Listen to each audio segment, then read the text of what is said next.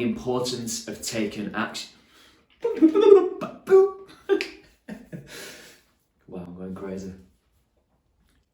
So today's video is hinged all around the importance of taking action, and if I'm going to be really honest, this is a subject that I struggled to speak about a little bit, and that's because I wouldn't say I felt conflicted, but I understand both sides of the discussion on this debate. So there is definitely such a thing as bad timing. If you're not in the right headspace, if you're not in the right financial space, if for whatever reason there's some kind of external factor that's preventing you from taking action, then all of those things may well be valid reasons as to why you're putting off or delaying achieving your goal or going after whatever it is that you've set for yourself, be that a business objective or be that something completely unrelated.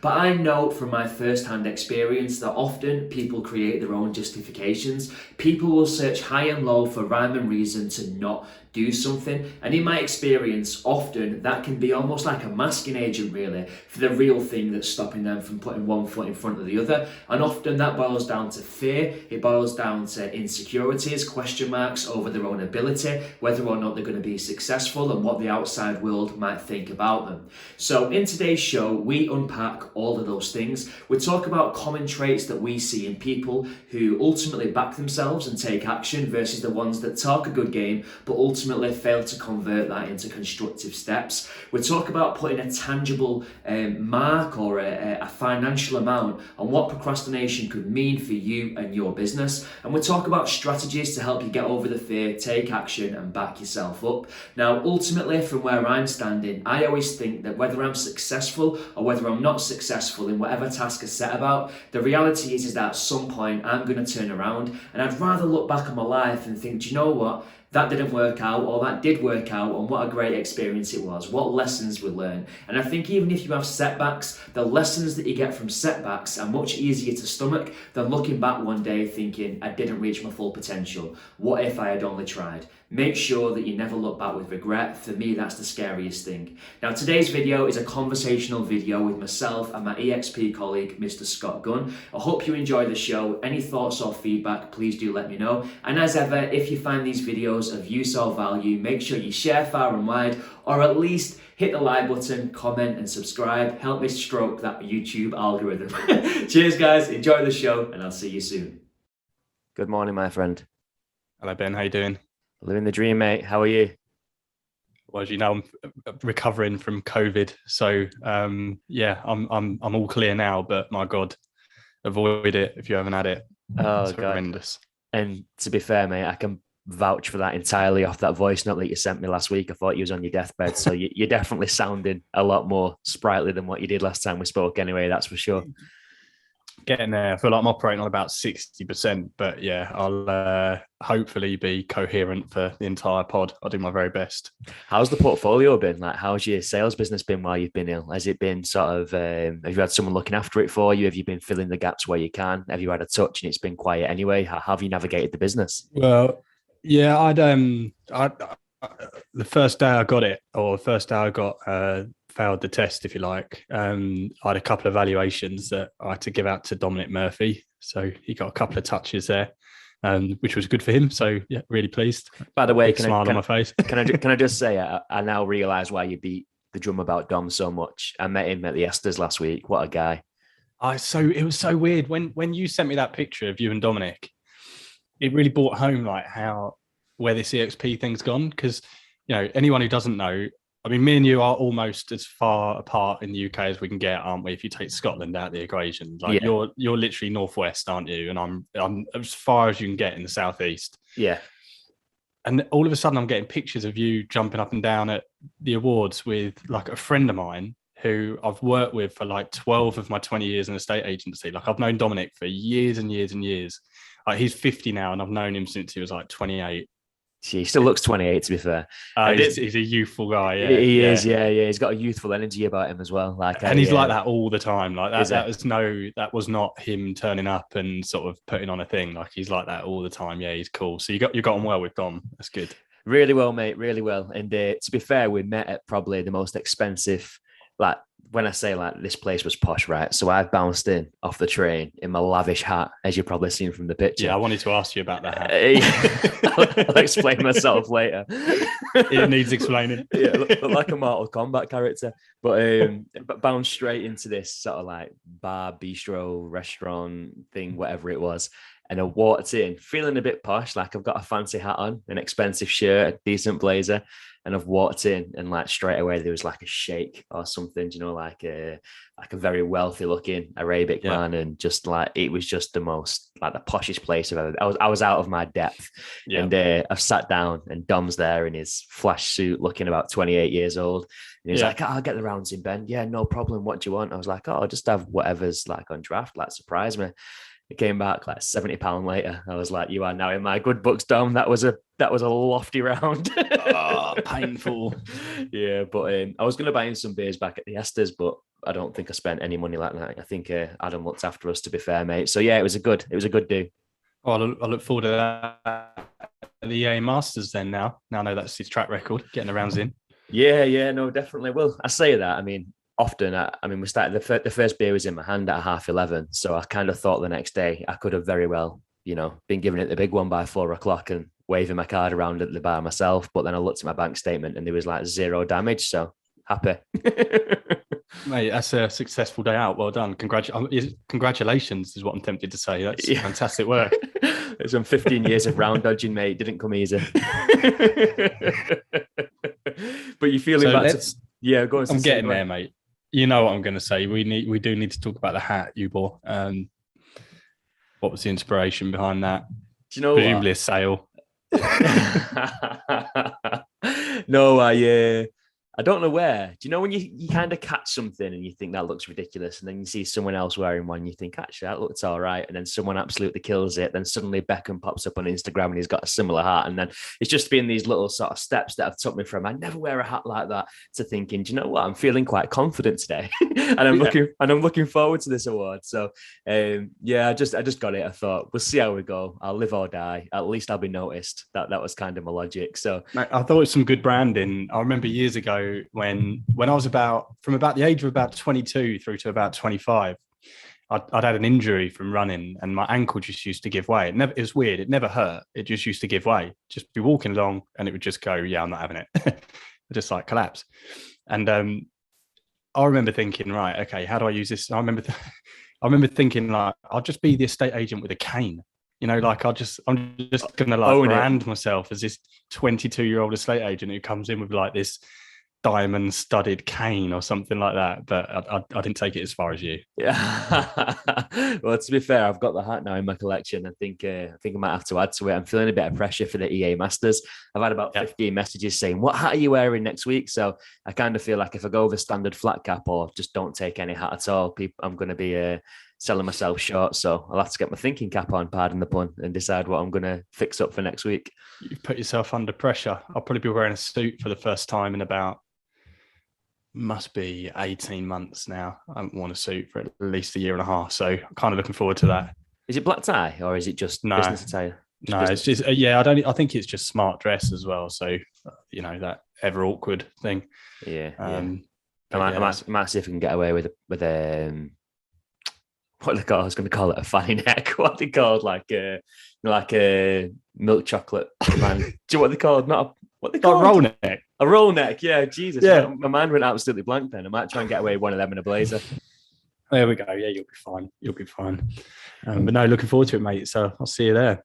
Absolutely, mate. Absolutely. So today we're going to talk about. I don't even know what we're going to brand this podcast yet, but effectively we're talking about why people don't take action, right? Why people let sort of excuses turn into delaying tactics and effectively just don't pursue the goals and the dreams. This kind of came about for me as quite a prominent subject to cover on today's show, because when I was coming back from Manchester yesterday, I had a meeting in town with an agent who's considering starting his own business. And on the way back, I was just catching up with a few messages on WhatsApp. And I just kind of look back over the last sort of 6, 9, 12 months. And whilst, you know, it's been great, I've spoken to a lot of agents and a lot of people have taken the plunge. There's been some incredible, and I do mean incredible, experienced, time served, success proven agents that I had no doubt would be looking to start their own agency. And it's not that they've not come on with EXP or, they've just not done anything. They've not set up independently. They've not gone to another partnership model. They've just kind of stayed where they are in the same role, in the same position. And don't get me wrong, things change and people can be happy and get a promotion or get a different boss or whatever else. And suddenly they might not want to do that. But I know from conversations that I've had, circumstances haven't changed. It's just kind of almost like they've given up on that dream for whatever reason. So yeah, I just wanted to get your take from it, mate, and see what your experience is. And if you find that people sometimes let good reason overflow into excuses, into procrastination, into basically a reason for not following the dreams. It's an interesting topic, and I think we've all been guilty of doing it from time to time. Oh yeah, I mean, I did it for years and years and years of starting an estate agency and it's difficult because you can say excuses, but actually if you drill down at any given time, I know that I had what I would describe as a good reason not to start. And so when we ask people, what's holding you back right now, what they're saying doesn't sound like excuses. They sound like good, legitimate reasons, don't they? Which will, fall in the category of very commonly, I'm planning on moving house in the next year or so, and need to stay employed for that reason. That's not an excuse. It's a reason. We're getting married. We're just about to have a baby. We've just had a baby. And they are legitimate reasons when you put them into that. When you put them into that frame, they are legitimate reasons, aren't they? They're not excuses. Yeah. And I think it comes down to, I always liken it to when you have a baby, right? There's just no such thing as that absolute perfect time. I know that we think that everyone has that absolute perfect moment where the clouds part and the sun shines through and everything's lined up. But the funny thing is, when you talk to every agent I know who's started their own business, when you actually talk to them about the first 6 months or 12 months, it's always full of similar adversities. Like whether it be, I remember my car engine blew up a month into joining, cost me like $4,000 straight away out my startup capital. And, when you talk to people, they've all had these things that would have got in the way. But I don't know. I think you have to just ignore them. I think you just have to accept that perfect time isn't just round the corner. No, definitely. I mean, I remember a conversation that I had. It must have been earlier this year. I'm pretty sure it was in January, definitely 2021. But basically, I was chatting to this guy, and obviously he was interested in starting up his own business. And he was like, "Oh, the timing's just a bit off. Like, I don't think it's right for me. Like, COVID is still looming. We're not sure what 2021's got in store. The market might dip and crash and burn. It just feels like an unstable time to kind of set up a business." And then before I could even sort of interrupt and give my side of the story or challenge his thinking or whatever else, he just kind of went on this tangent and said, actually, he went thinking about it. He went, this time last year, I would have been absolutely flat broke. Before that, it was Brexit. In fact, 2 or 3 years before that, Brexit would have stopped me from doing it because it felt, economically very uncertain. He said, before that, I had a newborn baby, and that would have been he said, thinking back on myself, I could probably give you a very valid reason as to why I wouldn't have done this for maybe 6 or 7 years. Yep. And then you frame it like that, and it's kind of like what you just said. There are definite reasons why you shouldn't or why you couldn't go into. We're framing this around business because it's a business podcast, but practically any goal or objective that you set for yourself. But I think there's definitely a point where legitimate reason, you've got to ask yourself, can this be dealt with? Can it be overcome? It might not be ideal. Is there a way around the obstacle rather than just accepting it? And then is there a point where time spans over and suddenly that just becomes something that you're holding on to as a justification to yourself as to why you can't go ahead and achieve? Because really, I think the thing that holds us back is that underlying feeling of fear, like judgment. What if it doesn't work? It's all the things that we spoke about in the past, but we just kind of put that to one side, put it in a box, and then disguise it as, oh, I need to save an extra couple of grand. Oh, I need to wait until this or until that or until, which is socially acceptable as well, because anyone that you say that to, if you're chatting in a pub with a mate or you're talking to your partner, and all of that almost sounds, sometimes you can make your procrastination sound like you've got a plan. Oh, as soon as I get to this amount of money in the bank, I can give it a go. Or as soon as these events are all cleared out of the way, I can give it a go. And it's almost like you find yourself going, you could talk to someone socially saying that. So that sounds really sensible. But I think that's maybe where hearing stories from people who've started a business. I mean, what biography have you ever read of anybody who started a business that isn't just absolutely filled with just chaos for the first 6 months, 12 months, 2 years?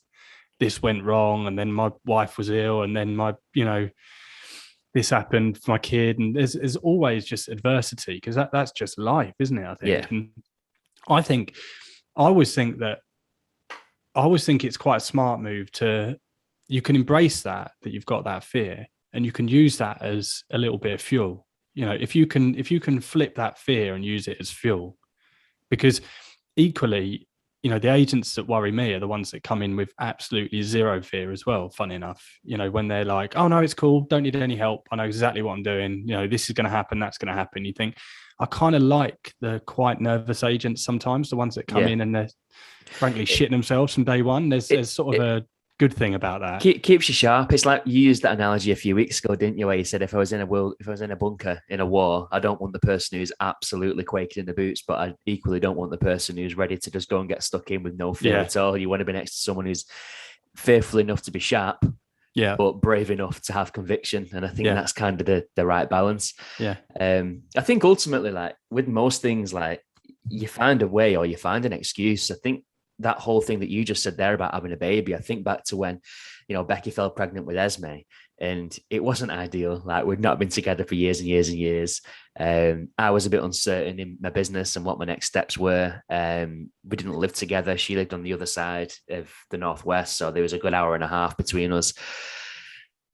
It was just, there was no financial stability as such. There was no plan. There was no house that we could call a family home. It was just, everything about that timing it couldn't have been worse, frankly. But, you look back and think, well, Esme came, one of the best things that's ever happened to me in my whole life. Would I change anything about that scenario and the way that it planned out? No, it wasn't ideal in the moment when I first found out, but looking back, you wouldn't change it, because ultimately when the chips are down, you find a way to make it happen.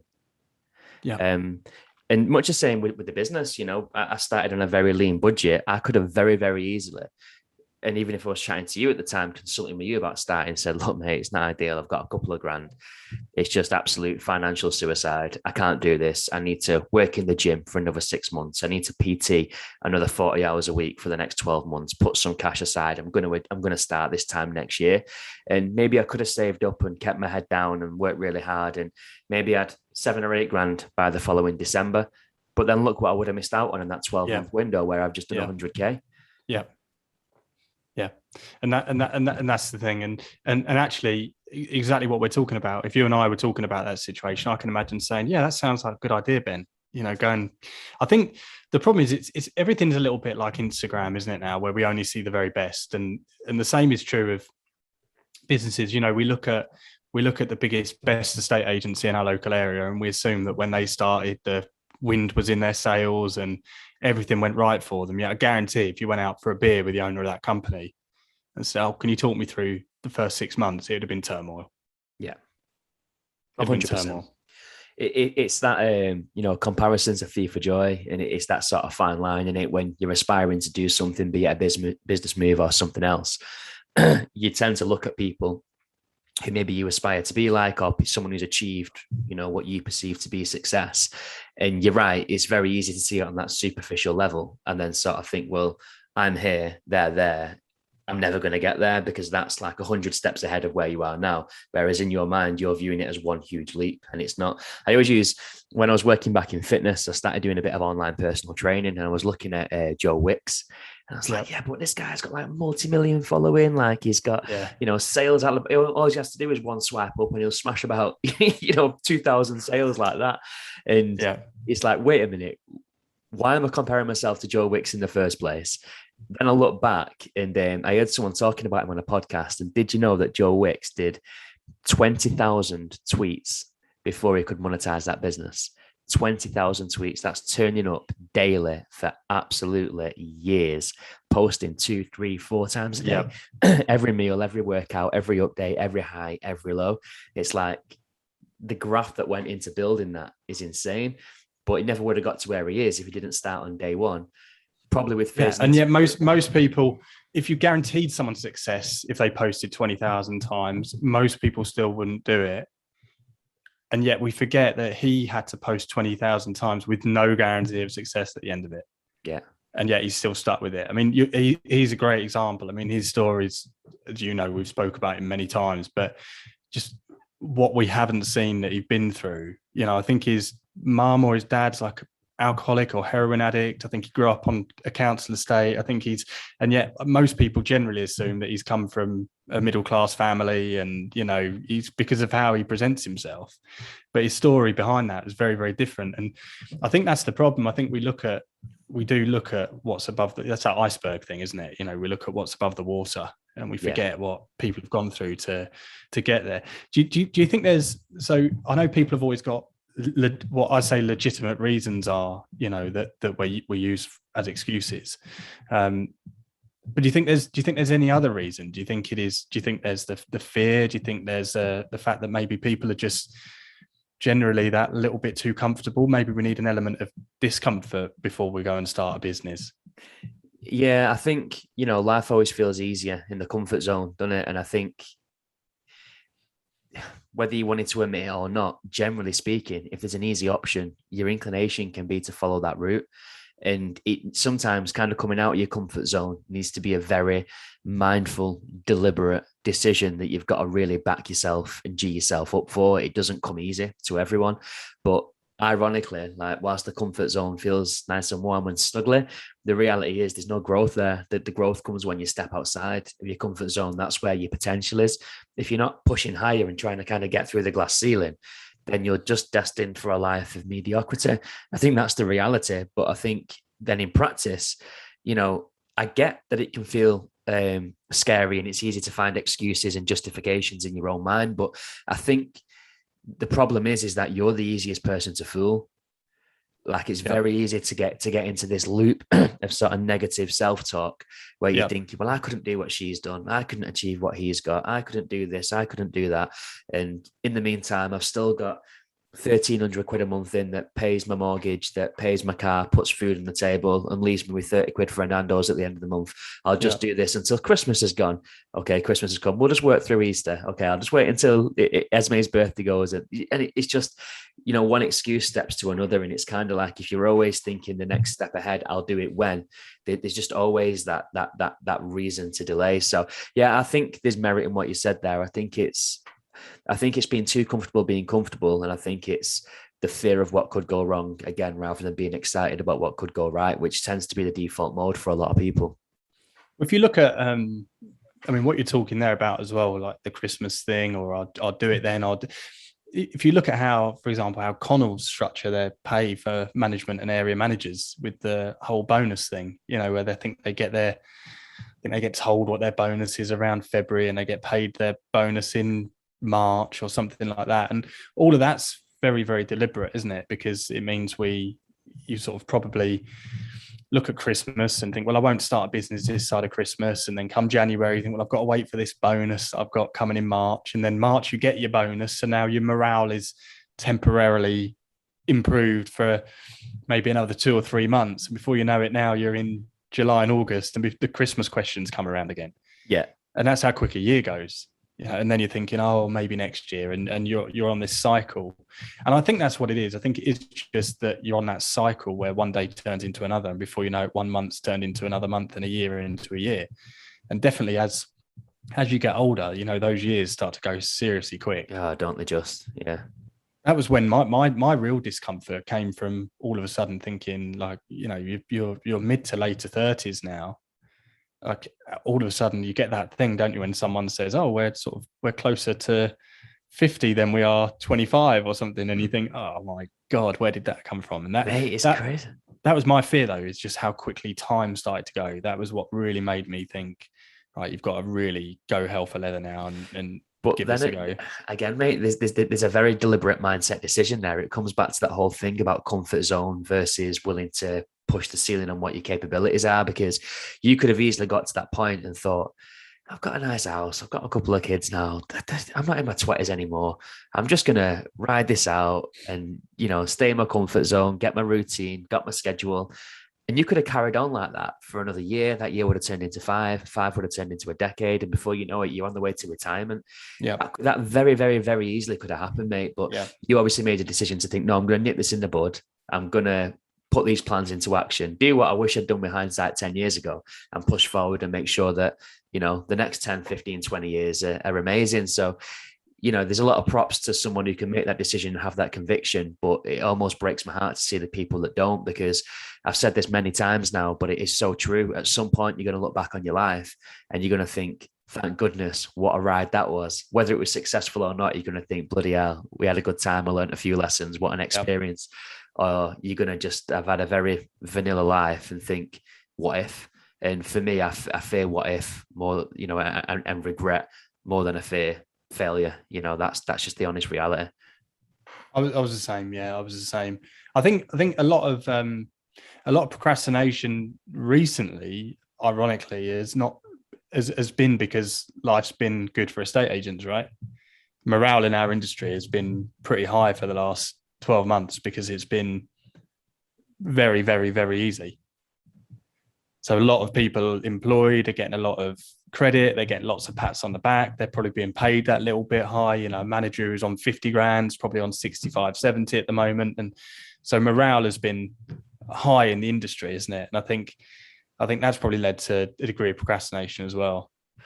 Yeah, no, definitely. I was remembering one of my first jobs, I was only in my early 20s, and with commission, someone had come out with 3.5 grand, which was really, I'd only had minimum wage jobs up until that point. So that was absolutely mind blowing for me. But I even remember at that young age, I said, I go through 29 days of thinking, F this, need a new challenge, need to do this. I'm overworked, I'm underappreciated, pretty miserable, dreading coming into work every day, looking for any excuse I could, spending far too much time in the kitchen making coffees to not be on the office floor. And all that was for one day of celebration after work on payday when everyone's got the paycheck and you're living like a millionaire at the bar. Everything was for that one day. You get to, it's down that dip, massive high because you've just been paid. And then suddenly you're on the decline again. And it's no way to live, mate. No, I actually remember it's probably something that's such an obvious thing to say, but I remember having this realization once. I thought, when I was employed, so I only get given money 12 times a year. I thought, that doesn't sound like enough. It really doesn't sound like a way to manage a year. I get paid money 12 times. To be fair, mate, getting paid money 12 times a month has got its downside as well, especially when you're as crap as admin as I am and you've got to work out VAT and tax and invoicing and stuff. Oh, yeah. I know that feeling. But that's a funny thing, isn't it? When you do just start getting paid quite continually, like every few days, just get a little bit more money going to the bank. That's pretty cool. Yeah. So what tips do you have, or what have you seen? Any agents that you've spoken to, maybe you've kind of gone ahead and taken the plunge eventually. Any tactics, any realizations, any epiphanies, any strategies that people have got to kind of put those fears and insecurities in a box and overcome that and move forward? Or do you think it's just literally a case of jump? Yeah, no, it's get a pen and paper. It's forget the first 6 months where you're not going to do any money. Fast forward to when your business is up and running and ask yourself the question, how many houses can I sell a month? Or no, that's not the right question. How many houses do I feel comfortable I can sell a month? So work that out, right? And if it's 3 or 4, let's say 4, what's my average fee? You do 4 times 3, that's 12 grand a month. Multiply that by 12, which is 144. It is, yeah. 12 times 12, the only multiple in the 12 times table that I know. Okay, 144 grand. And then, so I am going to use my calculator to divide this. So let's say you think you can do 4 and it's at 3 grand a month. So then you do, so now that's, I just divided that by 12. I'm such a prat. I've just in air quotes shown off that I could multiply it by 12, and then I've divided it by 12 on the calculator. So if you can sell 4 houses a month, that's 12 grand a month income. And now you've got a cost on your procrastination. You know that every month that you delay is costing you the difference between your salary and 12 grand. So if your take home pay is 3 grand, every month that you delay doing it is costing you £9,000. That's how you do it. And this is why I say, and this is the key, because I'm not saying you can do 12 grand a month. You might do 8, you might do 20, but you know that. So that's why you realistically sit down and decide how many houses you think you can sell a month. And then you've now got a cost on that. So if you procrastinate 1 month, good news, that's only cost you 9 grand. If you procrastinate 2, it's cost you 18. But if you're going to procrastinate for a year, you're now in the mark of having cost you 70 grand. Yeah. So that's what I would do, because at the moment there's no cost to your procrastination because you're calling it planning time. Yeah. No, it brings it to life. I think when you can put it in numbers, it gives it a bit more context. Yeah. I was chatting to an agent on Zoom last night, actually, and it was the same sort of thing. A few sort of niggles around, I guess, just the obvious questions that we all ask ourselves. Will I make it work? How many will I list? Is my budget okay? Like, very, very natural questions that you'd expect someone to have coming into a new business venture. And we did exactly that. I just said, well, you've worked, it's different. I think if someone's worked in the same market, let's say for the last decade or 15, 20 years, and you've worked in the same locality and you might sell the same house 2 or 3 times over, local people know you. It's a very different proposition to someone like me, say, who came into a market fresh where nobody knew me. But if you're listening to this as somebody who has worked in a locality for a period of time, look back over the last 3 or 4 months worth of performance, the listings that you've brought on. And I'm sure some of them are attributed to other members of staff or, people understanding that your business is in existence. But look at that and think how many of those people came directly from you, were past clients, were in your sphere of influence, were buyers that you converted, were friends, family members, people that have trusted in you specifically. And then work back, what is the average price? What's the average fee in your market? What would that mean to you based on you netting between 70 and 99% of the commission? And it's very, very easy to work those numbers back and not just picking ambitious, pie in the sky numbers that you're randomly putting on paper for the sake of doing sums and following our advice. This is figures that's based on genuine logic and data that's at your fingertips based on your last few months' performance. And we did exactly that. So, well, if we listed 15 properties last month, I think 8 of them came from me. An average fee in my market is about £4,200. Yeah. Right. Okay. Now we're in the business of working figures back and realizing what that would mean to you if you was able to just put these fears in a box, or not put them in a box, but use these fears to serve you rather than to restrict you. I think there was merit in what you said before. It can be a good energy and a good motivator if you channel it in the right way. But if you don't channel it in the right way, it can drown you. Yeah, absolutely. Yeah. 100%. But that's the key, isn't it? Is having a cost to how much because you get it even with people say things like, oh, I'm going to hang around for another 6 months. I've got a 20 grand bonus. And okay, look, if you haven't got any money to start a business, that 20 grand can be the difference between you doing it and not being able to financially do it. Right. I get that. But I mean, okay, 20 grand's a bad example, but I've spoke to people that are hanging around for another 6 months because they've got a bonus of 4, 5, 6 grand. Yeah.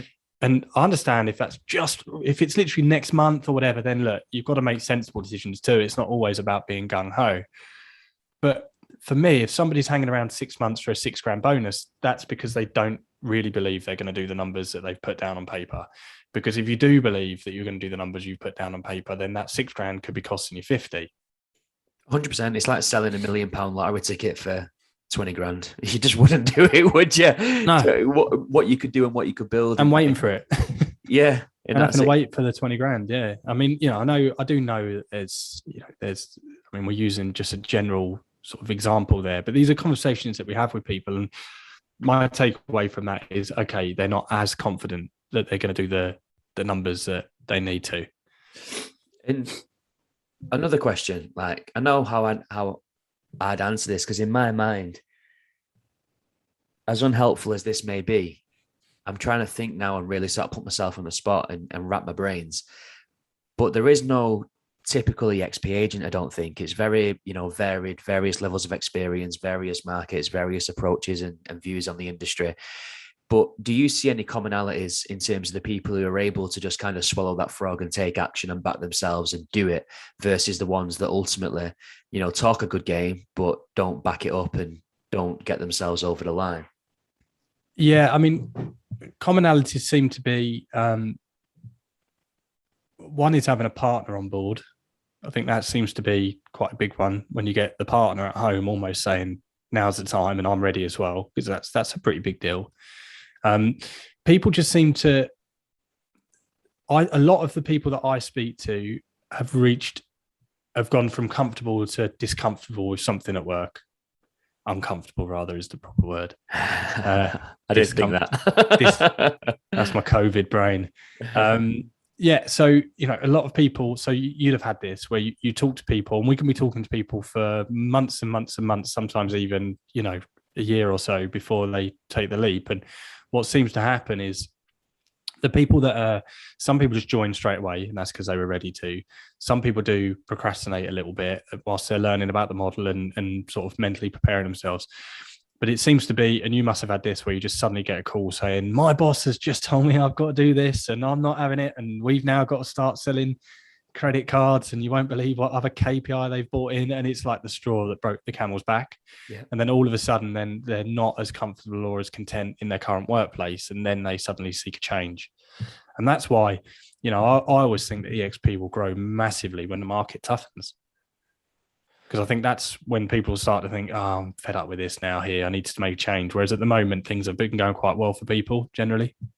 And when the market's fast paced and when there's a lot going on and there's a buzz around the office and you're always out and about doing something, it's kind of like every day's different, broken up. Your time goes quick. Payday comes around faster. Your bonuses are bigger. I think you're right. And I think there's good logic in that it's when we return back to a baseline. Yeah. You have time to assess, well, what is my potential? What do I want from life? Where do I want to be? Do I see a future? Yeah. Am I going to hit my earning potential? And I think when those questions come in, that's where people get closer to that catalyst moment. Yeah. Well, I think it's important to point out that, with anything, like there's always we all want to put our diet off till next Monday. We all want to wait until we've got another 10 grand in the bank before we launch a business. But ultimately there's a cutoff point where it kind of comes to, is procrastination costing opportunity? Yeah. And the window of opportunity, there's always going to be opportunities there in some way, shape or form, but you need to expose yourself to them, and the window of opportunity can get more narrow. So it's kind of like, I think within reason, and this is a very sweeping statement, so take it with a pinch of salt, but assuming you're in the right headspace, assuming that you've got the means, you've got the support, you back yourself, it's kind of carpe diem, like seize the moment. Yeah. I think a lot of the time, like next month's probably not going to be any, easier or better or clearer than this month. It's just one of those things where the hardest step is always taking the first one, right? And then once you're taking the second and the third and the fourth and the fifth, suddenly you're into a walk and a jog and a sprint. It's getting up off the couch and taking the first step that's the most difficult. Yeah, no, I agree. And I think there's that thing, isn't there, with people say like, don't burn your bridges, right? Don't burn your bridges. And I'm not sure. Sometimes I think that it's a good idea to do that and actually give yourself no way back. I'm not suggesting you go out in too big a blaze of glory. There's no reason to deliberately start throwing headbutts in your office. I remember reading about, whether it's true or not, but some sort of general that took his men onto the beach for a battle and made them burn all the boats, and was almost like, there's no retreat. We either win this battle or win the battle and survive, or we'll go now. And you can imagine how hard they were fighting, right? Compared with if they had this backward step. So I think sometimes it is just like, for me, if ever I've gone on to do something new, I've just handed my notice in at my job. Like, I've just done it. I've been so gung-ho with that kind of thing, and then just move on to the next thing, just because then otherwise, again, going back to it, but you just know how quick a day, a week and a month goes. Yeah. And before you know it, it's something you've been thinking about for a long time. So everybody's different, but I've always been pretty sort of forthright with that. And I just would hand my notice in and just think, oh, well, that's that now. Starting a business. Here we go. Yeah. I think that comes down to, and we've said this numerous times now, but just knowing yourself. Yeah. And how you work, and clearly sort of giving yourself that little, I think what it does is it sets a time scale.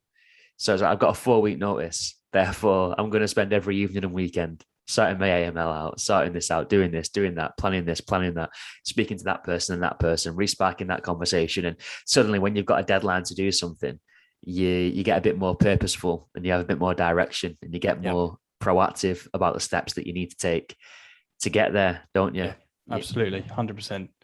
100%.